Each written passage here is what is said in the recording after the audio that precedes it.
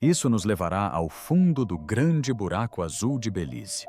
Aventurar-nos-emos nas profundezas escuras do grande buraco azul, promovendo a conscientização sobre os oceanos. Durante 50 anos, o governo de Belize se recusou a permitir que alguém explorasse o fundo do grande buraco azul. Disseram que era muito perigoso. Disseram que a tecnologia não existia. Disseram que alguns lugares era melhor deixar em paz. Mas em 2018, um bilionário e uma equipe de cientistas ignoraram esses avisos e desceram à escuridão mesmo assim. O que descobriram foi pior do que qualquer coisa que tivessem imaginado.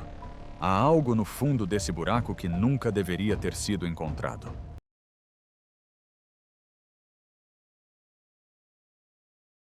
Descida para a escuridão. Ao largo da costa de Belize, a aproximadamente 70 quilômetros do continente, existe uma das formações naturais mais assombrosas da Terra. O Grande Buraco Azul é uma enorme dolina subaquática com 318 metros de diâmetro e 124 metros de profundidade no fundo do oceano. Do espaço parece um olho negro gigante, observando do Mar do Caribe. O formato circular quase perfeito e o forte contraste entre as águas azul-safira profundas em seu centro e as águas rasas turquesas ao redor fazem deste um dos formações geológicas mais deslumbrantes do planeta. Por décadas, mergulhadores e praticantes de snorkel têm sido atraídos por este lugar misterioso. Eles deslizavam pelas águas superficiais, hipnotizados pelas vibrantes formações de coral e pela abundante vida marinha que habita o Atoll de Lighthouse Reef. Tubarões de Recife deslizavam pelas águas cristalinas. Tartarugas marinhas ancestrais moviam-se lentamente ao lado de estruturas de coral maciças que cresciam há milhares de anos. Tudo parecia pacífico e convidativo naquelas águas superficiais. Mas poucos ousavam aventurar-se mais fundo. Poucos tinham a coragem ou a tecnologia para explorar o que havia além do ponto onde a luz do sol se esvai e a escuridão começa a engolir tudo. Isso mudou no inverno de 2018. Uma equipe da Aquatica Submarines chegou ao Grande Buraco Azul com uma missão ambiciosa.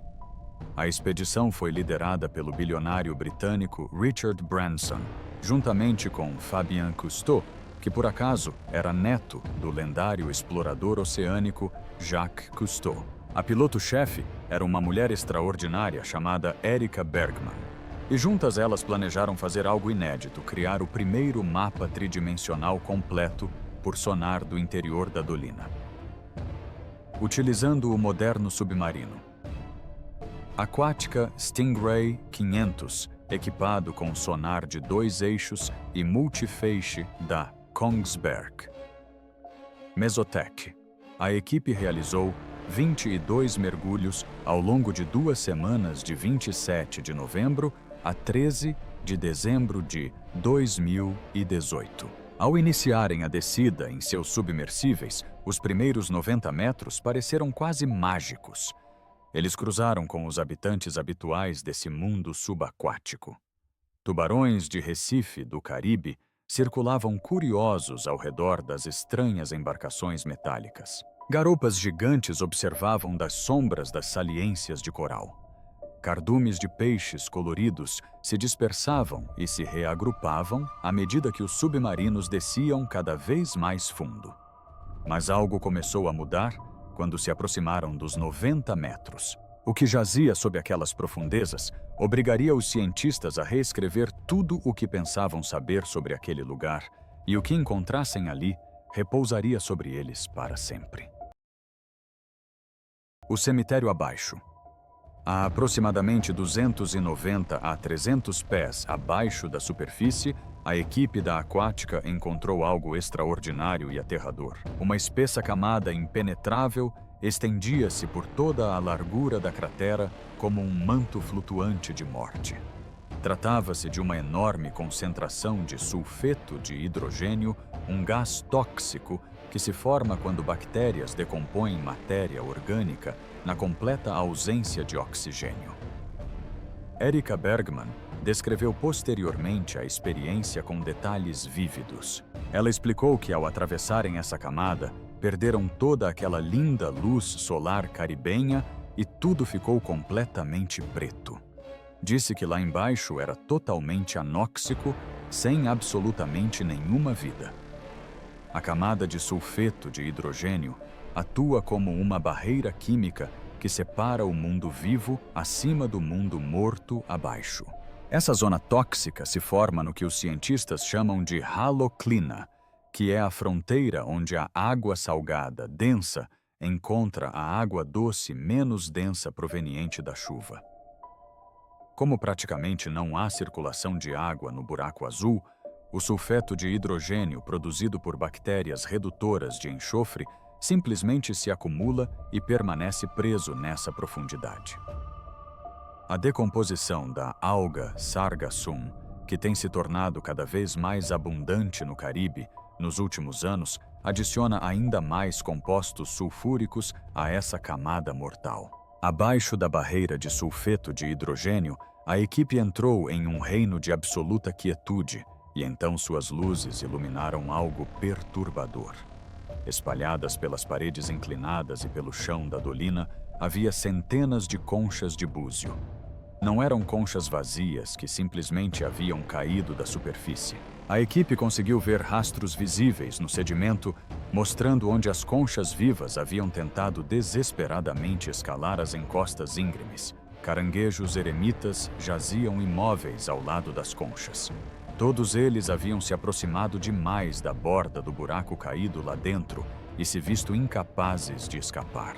As paredes íngremes e a água com pouco oxigênio selaram seu destino. Eles sufocaram e agora jazem preservados neste túmulo subaquático, formando o que os cientistas começaram a chamar de cemitério de conchas. Marcas de deslizamento no sedimento registraram seus momentos finais. As criaturas exaustas lutaram para subir, perderam a consciência por falta de oxigênio e deslizaram de volta para baixo, juntando-se às outras. Mas as descobertas estavam apenas começando. À medida que os submarinos avançavam ainda mais fundo, aproximando-se de 120 metros perto do fundo, a tripulação encontrou algo que causou grande impacto na comunidade científica. Penduradas em saliências rochosas havia estalactites. Algumas dessas formações minerais mediam de 9 a 12 metros de comprimento, o que as tornava absolutamente enormes. Essa descoberta não foi apenas interessante, foi revolucionária. Eis o motivo pelo qual as estalactites mudaram tudo o que pensávamos saber sobre o grande buraco azul. As estalactites só podem se formar em um ambiente muito específico. Elas requerem cavernas cheias de ar, onde a água goteja lentamente através da rocha, depositando carbonato de cálcio ao longo de milhares de anos, à medida que o dióxido de carbono escapa para a atmosfera. Esse processo é completamente impossível debaixo d'água. A água não goteja através da água. O dióxido de carbono não pode escapar para uma atmosfera que não existe. A presença dessas estalactites foi a prova definitiva de que o grande buraco azul já foi um sistema de cavernas secas exposto ao ar. Os cientistas agora acreditam que a caverna se formou durante o último máximo glacial que ocorreu entre 26.500 e 19.000 anos atrás, quando as temperaturas globais eram cerca de 6 graus Celsius mais frias do que hoje. Durante essa era glacial, tanta água ficou presa em geleiras gigantescas que o nível do mar caiu entre 120 e 135 metros abaixo dos níveis atuais. Quando a era glacial terminou e as geleiras derreteram, um evento catastrófico chamado pulso de água de degelo. Ocorreu há aproximadamente 14.600 anos. Em menos de 500 anos, o nível global do mar subiu entre 16 e 24 metros. O antigo sistema de cavernas foi inundado, o teto desabou e o grande buraco azul, como o conhecemos hoje, nasceu. Pesquisadores da Universidade Rice e da Universidade Estadual da Louisiana perfuraram núcleos de sedimentos do fundo do buraco azul e descobriram algo ainda mais notável. Ao analisar a proporção de titânio para alumínio nas camadas de sedimentos, eles conseguiram reconstruir milhares de anos de padrões de precipitação.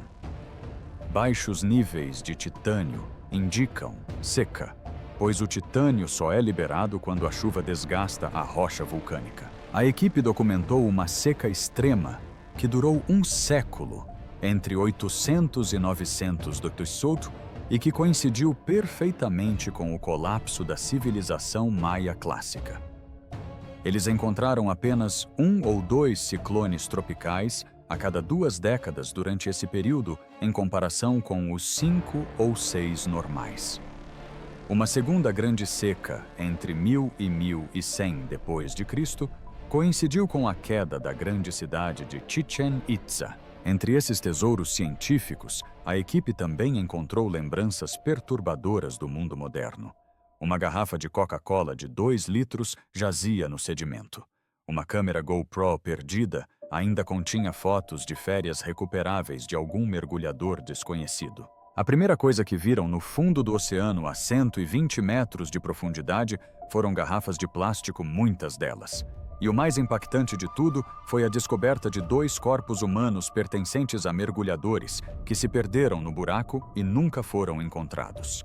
A equipe tomou a difícil decisão de deixar os restos mortais intactos. Erika Bergman afirmou que informaram respeitosamente o governo de Belize sobre a localização e todos concordaram que nenhuma tentativa de recuperação seria feita. Ela descreveu o fundo como muito escuro e tranquilo, um local de descanso apropriado para aqueles que deram suas vidas para explorar esse abismo misterioso.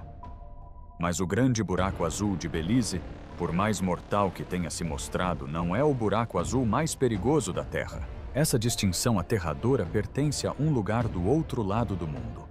Um lugar que ceifou tantas vidas que um homem dedicou toda a sua existência a recuperar os corpos dos mortos.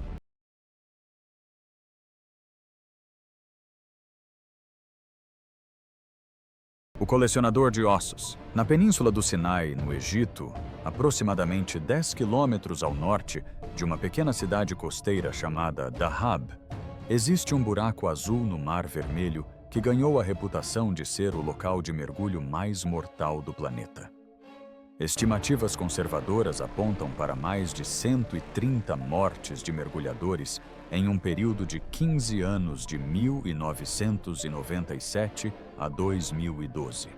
Isso dá uma média de mais de 8 mortes por ano. Algumas estimativas sugerem que o número real ultrapassa 200 mortes, mas nunca foram mantidos registros oficiais. O número real pode ser significativamente maior do que qualquer um imagina. Os moradores locais o chamam de Cemitério dos Mergulhadores, e um homem conhece este lugar melhor do que qualquer outro ser humano vivo. Seu nome é Tarek Omar. Ele é um mergulhador técnico e instrutor egípcio que chegou a Dahab pela primeira vez em 1989 e mergulha no Grande Buraco Azul há quase 30 anos. Tarek Omar, um mergulhador técnico profissional que retirou cadáveres deste local, conta toda a história. Mas os habitantes locais lhe deram outros nomes que refletem o trabalho macabro que ele realiza. Chamam-lhe o Ancião Mergulhador. Chamam-lhe o Colecionador de Ossos. Eles o chamam de Coveiro. Desde o final da década de 1990, Tarek está envolvido na maioria das operações de recuperação de corpos realizadas no local. Ele recuperou pessoalmente mais de 100 corpos das profundezas do Buraco Azul. Ele perdeu a conta de quantos foram. Os únicos nomes que ainda se lembra claramente são os dos 2 primeiros corpos que trouxe de volta à superfície. Seus nomes eram Martin Gara e Conor O'Regan. Em 1997, Martin Gara era um instrutor de mergulho irlandês de 22 anos, natural de Dún Laoghaire, que trabalhava no Egito havia quase um ano. Ele gostava tanto de mergulhar que, junto com um amigo, fez grandes planos. Iriam explorar locais e depois voltar à Irlanda para abrir uma agência de viagens especializada em excursões de mergulho no exterior. Seu amigo Connor, O'Regan, tinha 23 anos. Era de Old Connaught, em Bray, e acabara de se formar em Economia e Filosofia no Trinity College, em Dublin. Ambos eram considerados mergulhadores cautelosos e experientes por todos que os conheciam. Em novembro daquele ano, cerca de um mês antes de voltarem para casa, Martin e Connor participaram de uma viagem organizada pela PADI, a Associação Profissional de Instrutores de Mergulho, para explorar o famoso Buraco Azul. Durante o mergulho, algo deu errado. Os dois amigos se separaram do resto do grupo e se viram sozinhos na escuridão. De alguma forma, eles desceram muito fundo para a mistura de gases que estavam usando. Em profundidades extremas, o nitrogênio presente no ar comprimido comum tem um efeito narcótico no cérebro humano. Mergulhadores descrevem a sensação como embriaguez ou intoxicação. Tanto Martin quanto Connor perderam a consciência. Os reguladores caíram de suas bocas. Eles afundaram juntos cada vez mais fundo até pararem a 102 metros de profundidade. Quando os outros mergulhadores perceberam que os dois homens estavam desaparecidos e voltaram para procurá-los, já era tarde demais. Seus corpos foram encontrados abraçados. Um tentou salvar o outro e morreram juntos. Tarek Omar se ofereceu para recuperar os corpos. Essa foi sua primeira missão de recuperação de um corpo e a primeira recuperação registrada do Buraco Azul de Dahá. Uma lápide de mármore preto marca o local com a inscrição simples "Em memória amorosa". Mas Martin e Connor foram apenas o começo. A história deles se tornaria tragicamente comum neste lugar. Mergulhadores cuidadosos e experientes desciam até o buraco e simplesmente nunca mais voltavam à superfície. Na costa acima do Buraco Azul, uma coleção de placas comemorativas alinha-se nas falésias e na trilha que leva ao ponto de entrada. Pelo menos 14 lápides memoriais documentadas homenageiam aqueles que perderam a vida nessas águas. Mergulhadores em potencial costumam visitar essas placas antes de entrar na água, lendo os nomes e as datas na esperança de não precisarem dos serviços de Tarek Omar. Mas os corpos recuperados representam apenas uma pequena fração daqueles que nunca emergiram, e a geografia singular desse buraco o torna uma máquina de matar quase perfeita. A arquitetura da morte. Para entender por que o Buraco Azul de Dahá ceifa tantas vidas primeiro, é preciso compreender como os buracos azuis se formam e o que torna este em particular tão mortal. Infelizmente, o local popular é famoso pelo grande número de mortes que ali ocorreram, pois muitos mergulhadores. Durante as eras glaciais passadas, o nível do mar caiu drasticamente, às vezes até 100 metros abaixo de sua posição atual. Isso expôs vastas redes de cavernas e dolinas na superfície ao longo do litoral mundial. Durante milhares de anos, a água da chuva, ligeiramente ácida, dissolveu lentamente a rocha calcária, esculpindo sistemas de cavernas por meio de um processo chamado karstificação. Quando as eras glaciais terminaram e o nível do mar subiu novamente, a água salgada do mar acelerou ainda mais esse processo de dissolução. Com o tempo, os tetos de muitas cavernas desabaram, criando enormes buracos circulares, que agora estão submersos no oceano. As bordas externas estáveis, compostas de rocha mais dura, permaneceram enquanto o material interno mais macio se dissolveu. É por isso que os buracos azuis têm aquele formato circular característico e aquelas diferenças de profundidade impressionantes entre as bordas e o centro. O Grande Buraco Azul, em Belize, demonstra isso perfeitamente. A borda fica a apenas 10 metros de profundidade, mas ultrapassa a borda e as paredes despencam verticalmente. 124 metros em uma única queda aterradora. Essa diferença extrema de profundidade cria o contraste de cores característico visível de cima. Águas azuis tropicais circundam um centro escuro quase negro que se assemelha à cor do oceano aberto.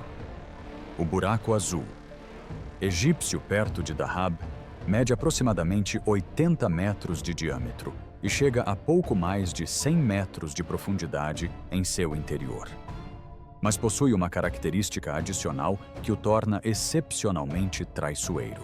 A uma profundidade de aproximadamente 52 a 56 metros, um enorme túnel natural chamado Arco conecta o Buraco Azul ao Mar Vermelho. Este túnel tem 26 metros de comprimento e seu fundo desce de 102 metros até 120 metros na abertura voltada para o mar.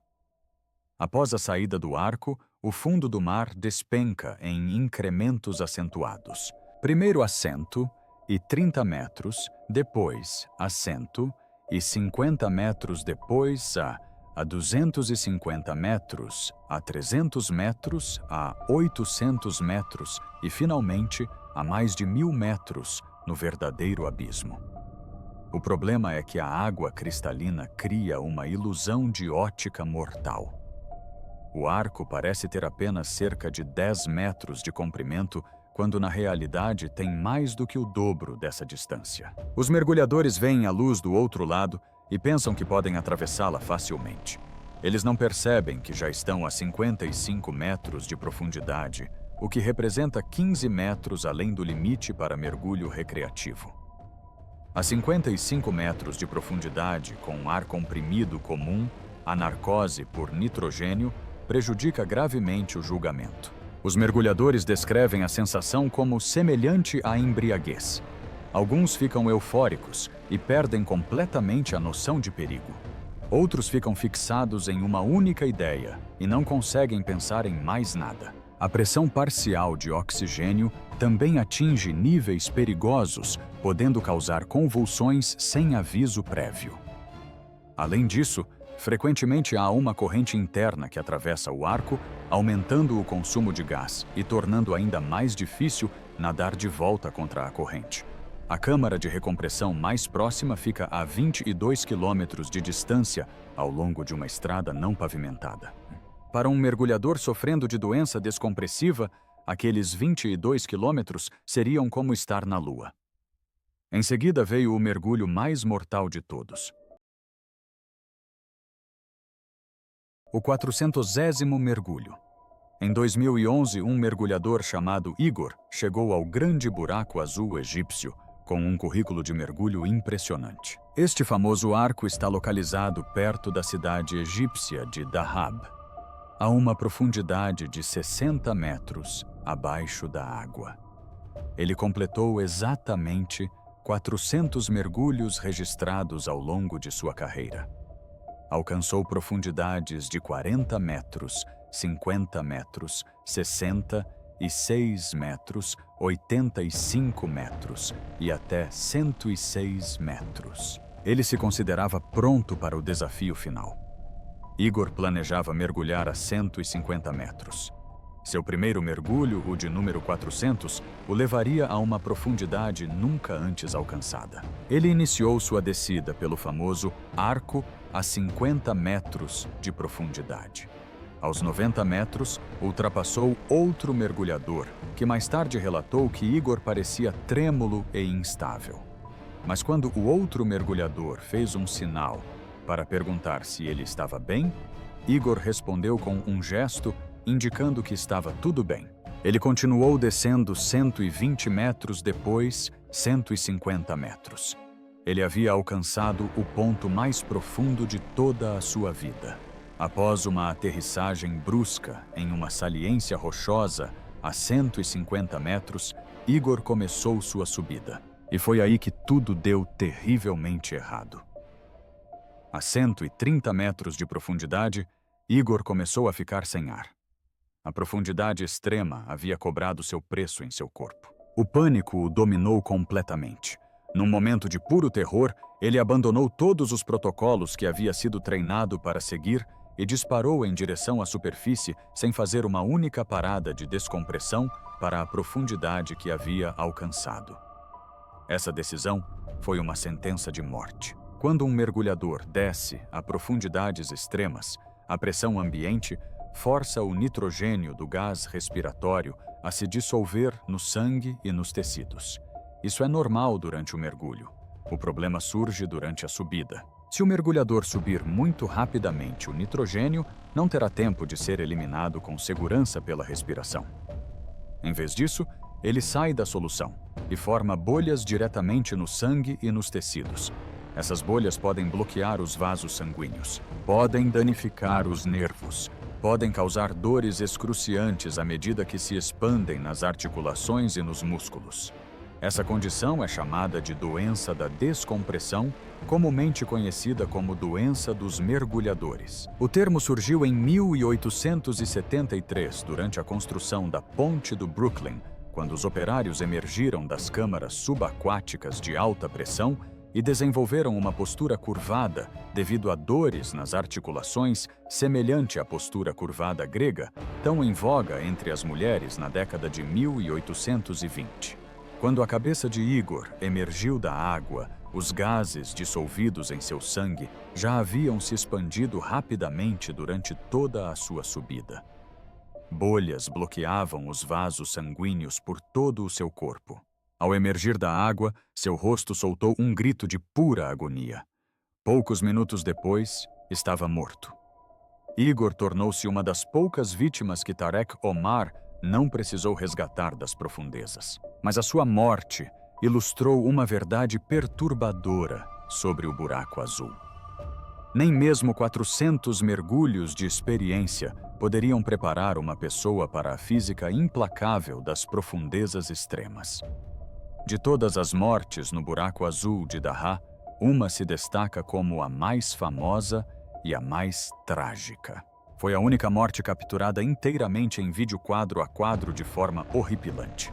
A câmera que continuou gravando. Em abril do ano 2000, um homem chamado Yuri Lipsky chegou a Dahab com um sonho que o consumia há anos. Yuri era um instrutor de mergulho russo-israelense de 22 anos que tinha um desejo enorme de explorar o lendário buraco azul. Este é Yuri, o russo. Já tínhamos ouvido falar de Yuri, claro. O que poderíamos fazer? Ele tinha acabado de visitar um amigo em Tel Aviv e viajou até a Península do Sinai especificamente para esse propósito. Antes de sair de casa, Yuri havia feito uma promessa ao pai. Seu pai tinha uma forte intuição sobre essas coisas e fez Yuri jurar que não faria nada perigoso ou imprudente. Yuri concordou. Ele seria cuidadoso. Quando Yuri chegou a Dahab, não queria mergulhar sozinho. Passou horas caminhando entre lojas de mergulho, tentando encontrar alguém para acompanhá-lo. Finalmente conheceu o próprio Tarek Omar. Tarek percebeu imediatamente que Yuri não tinha o treinamento técnico necessário para mergulho em profundidade naquele local.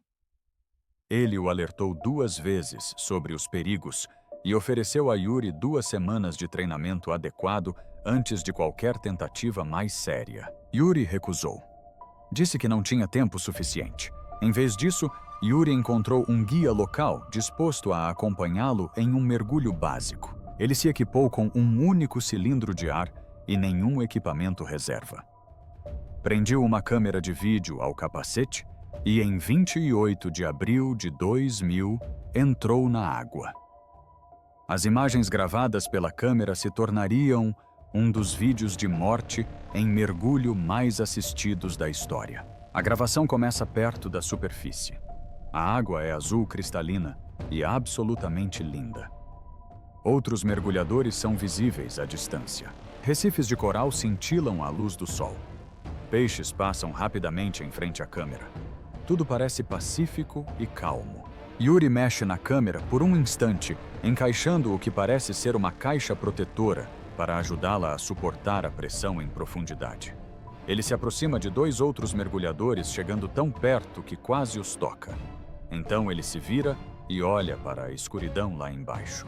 Bem abaixo dele, bolhas sobem vindas de mergulhadores que estão mais fundo e fora de vista. Yuri começa a nadar em direção a essas bolhas. À medida que desce a água, fica progressivamente mais escura. O belo azul caribenho dá lugar a um azul marinho profundo, depois a um preto intenso que parece pressionar por todos os lados. Yuri verifica seu computador de mergulho. A tela mostra 81 metros. O uso de ar comprimido comum Não é recomendado abaixo de 40 metros. Yuri já estava a mais do que o dobro dessa profundidade.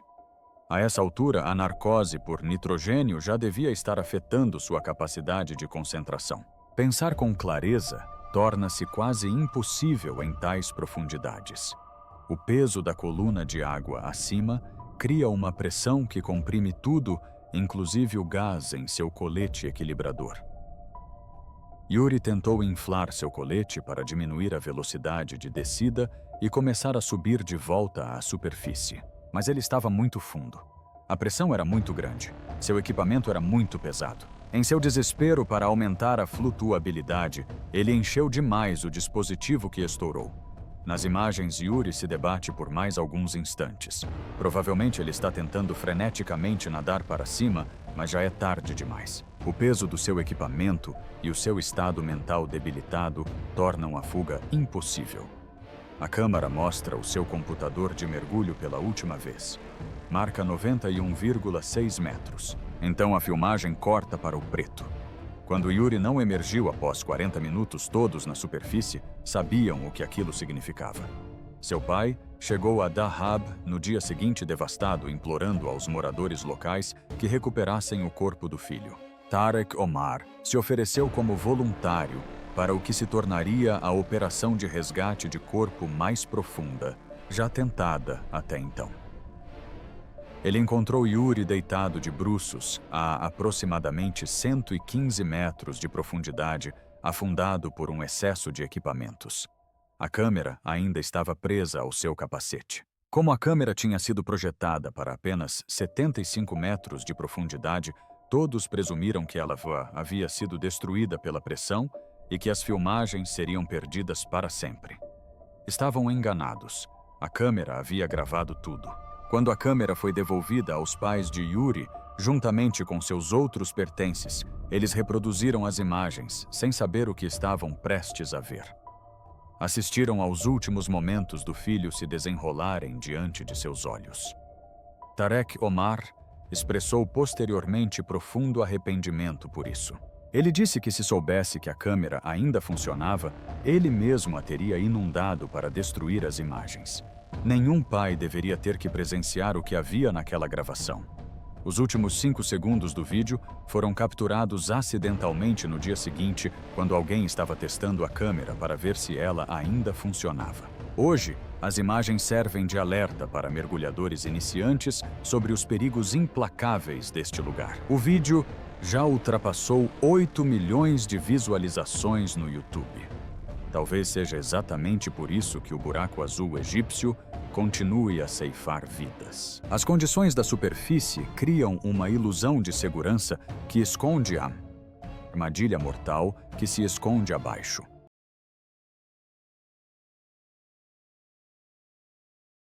O desconhecido profundo. Em 2021, guiados por dicas de pescadores locais que falaram sobre uma área de água estranhamente calma, cientistas de uma organização chamada Ecosur exploraram um estuário tropical na costa sudeste da península de Yucatán, no México. O que eles descobriram acabaria por reescrever os livros de recordes. O buraco azul que descobriram foi batizado de Tamja, que significa água profunda na língua maia. Eles o confirmaram como o segundo buraco azul mais profundo do mundo e o nomearam Tamha, que significa água profunda em maia, o idioma falado aqui. As medições iniciais em 2021, utilizando tecnologia de ecobatímetro, registraram uma profundidade de 274,4 metros. Só isso já o tornaria o segundo buraco azul mais profundo do mundo. Mas em dezembro de 2023, os pesquisadores retornaram com equipamentos mais avançados. Eles baixaram um perfilador CTD na escuridão. A 420 metros de profundidade, o instrumento ainda estava descendo. Então implantaram um cabo de 500 metros. Não chegou a tocar o fundo. Tanja agora está confirmado como o buraco azul mais profundo conhecido na Terra, superando o recordista anterior, o Buraco do Dragão, no mar da China Meridional, que atinge 300,89 metros. A análise da composição química da água em profundidades extremas revelou algo notável. A água abaixo de 400 metros assemelha-se mais às condições do Mar do Caribe do que às da Bahia, sugerindo a possibilidade de túneis submarinos ligando Tamja ao Oceano Aberto. A Administração Nacional Oceânica e Atmosférica, a classifica os buracos azuis como dolinas subaquáticas formadas em rochas carbonáticas. São considerados pontos de biodiversidade com uma composição química da água do mar única capaz de sustentar formas de vida encontradas em nenhum outro lugar da Terra. Nas profundezas com pouco oxigênio, onde o sulfeto de hidrogênio se acumula, bactérias quimiosintéticas prosperam convertendo energia química em matéria orgânica. Esses extremófilos fornecem informações fascinantes sobre como a vida pode existir em outros mundos como Europa e Encélado, onde os oceanos subterrâneos podem ter condições semelhantes. O buraco azul de Dean, nas Bahamas, que atinge 202 metros de profundidade, tornou-se o principal local para a prática competitiva de mergulho livre. A competição anual Vertical Blue International Freediving Competition, realizada no local, já viu atletas como o neozelandês William Trowbridge atingirem 102 metros com uma única respiração sem nadadeiras e o russo Alexei Molchanov descer a 136 metros com o auxílio de um trenó lastreado. Em Belize, cientistas observaram que o grande buraco azul não existirá para sempre. Diariamente, cascatas de areia despencam em suas profundezas, preenchendo-o lentamente como uma ampulheta subaquática. Os mesmos processos geológicos que criaram essa maravilha estão agora apagando-a gradualmente. Eventualmente, o abismo que atraiu exploradores, cientistas e aventureiros por gerações desaparecerá por completo, engolido pelas mesmas forças que lhe deram origem. Até que esse dia distante chegue, essas misteriosas dolinas continuarão a atrair a humanidade. Alguns buscam descobertas científicas em seus sedimentos ancestrais e formas de vida extremas. Outros perseguem a emoção de mergulhar nas cavernas verticais escondidas da Terra. E alguns, apesar de todos os avisos, placas comemorativas e imagens trágicas registradas por câmeras que jamais deveriam ter sobrevivido, ainda entram na água e descem ao belo e mortal azul.